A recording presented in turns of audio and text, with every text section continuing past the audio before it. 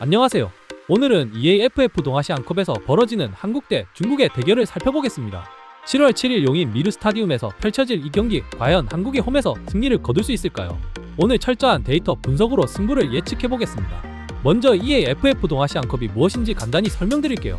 동아시아 축구연맹이 주최하는 이 대회는 한국, 중국, 일본, 홍콩이 참가하는 대회입니다. 특히 이번 경기는 2026년 북중미 월드컵을 앞두고 홍명보 감독이 국내파 선수들을 점검하는 중요한 무대예요.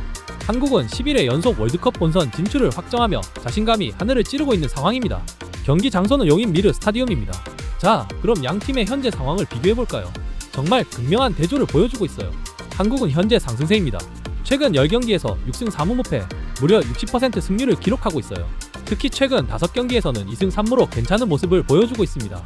6월에 있었던 월드컵 예선에서 쿠웨이트를 4대0으로, 이라크를 2대0으로 꺾으며 팀 분위기가 최고조에 달해 있어요. 반면 중국은 큰 위기입니다. 최근 10경기에서 3승 7패, 승률이 겨우 30%예요. 더 심각한 건 감독 교체가 있었다는 점입니다. 브랑코 이반코비치 감독이 2026년 월드컵 본선 진출 실패로 경질되었고 6월 18일부터 대한 조르제비치가 임시 감독을 맡고 있어요. 감독이 바뀐 지 얼마 안 된 상황에서 팀의 조직력과 전술 안정성에 큰 구멍이 뚫린 상태입니다. 이번 경기의 조건들을 살펴보면 한국에게 모든 것이 유리해요. 먼저 경기장부터 보죠. 용인 미르 스타디움은 비교적 좁은 피치를 가지고 있어서 빠른 템포와 중원 싸움에 유리합니다. 한국 대표팀의 빠른 패스 플레이와 공격 전환 스타일에 딱 맞는 조건이에요. 반대로 중국의 느린 빌드업 플레이는 좁은 공간에서 제약을 받을 가능성이 높습니다. 날씨도 한국에게 유리해요. 7월 7일 용인의 예상 기온은 최고 30도, 최저 23도의 무더운 여름 날씨입니다. 습도도 약 70%로 상당히 높은데요. 한국 선수들은 이런 기후에 익숙하지만 중국 선수들은 적응하기 어려울 수 있어요. 게다가 중국은 베이징에서 약 1200km를 이동해서 왔으니 컨디션 조절도 변수가 될 수 있습니다. 이제 양 팀의 핵심 선수들을 분석해볼게요. 한국의 핵심 선수들부터 보겠습니다. 골키퍼 조현우. 울산에서 안정적인 골키핑을 보여주고 있는 그는 2025년에만 5번의 클린시트를 기록했어요. 공격의 핵심은 주민규입니다. 올해 2골 3어시스트를 기록하며 한국 공격의 선봉장 역할을 하고 있어요. 중국의 핵심 선수들을 보겠습니다. 공격수 장이닝은 3골 2어시스트를 기록했지만 최근 컨디션은 다소 아쉬운 상황입니다. 공격수 시아오는 1골 2어시스트로 나쁘지 않은 기록을 보여주고 있습니다. 하지만 전체적으로 보면 한국 선수들의 최근 폼이 훨씬 좋아 보입니다. 홍명보 감독의 한국은 4-2-3-1 또는 4-3-3 포메이션을 선호합니다. 빠른 패스 플레이와 측면 공격을 강조하는 전술로 오세훈과 주민규를 활용한 공격이 핵심이에요. 조현우의 안정적인 골키핑이 뒷받침해주고 있고요. 대한 조르제비치의 중국은 4-2-3-1 포메이션을 사용할 가능성이 높아요.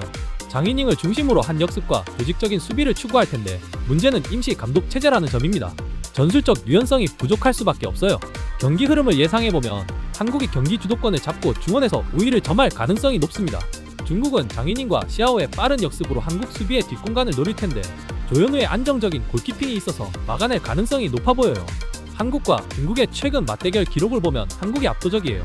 2023년 월드컵 예선에서 한국이 3대0으로 완승했고 2024년 월드컵 예선에서도 1대0으로 승리했습니다. 하지만 몇 가지 변수는 있습니다. 첫째, 중국의 감독 교체입니다. 새로운 감독이 어떤 변화를 가져올지 모르거든요. 둘째, 무더운 날씨예요. 양 팀 모두 체력적으로 힘들 수 있지만 앞서 말했듯이 한국이 더 유리한 조건입니다. 셋째, 중국의 역습이에요. 장이닝과 시아오는 기회만 잡으면 골을 넣을 수 있는 선수들이거든요. 자, 모든 분석을 종합해서 최종 예측을 해보겠습니다. 승리 가능성은 한국 60%, 무승부 20%, 중국 20%입니다. 예상 스코어는 한국 2대0 승리 또는 3대1 승리예요. 경기 흐름을 예상해보면 전반에는 한국이 중원에서 주도권을 잡고 빠른 패스 플레이로 중국 수비를 압박할 것 같아요.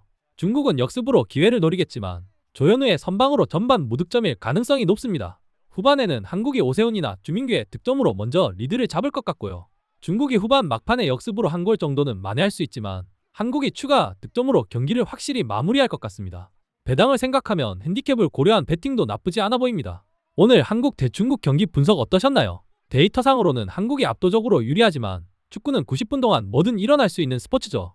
특히 중국의 새로운 감독이 어떤 변화를 가져올지 그리고 장이안과 시아오가 어떤 개인기를 보여줄지도 주목해볼 포인트입니다. 구독과 알림 설정 눌러주시고 경기 후 결과 분석 영상도 기다려주세요. 더 많은 정보를 얻고 싶은 분들은 댓글에 링크를 방문해주세요. 모두 대박나시길 바랍니다.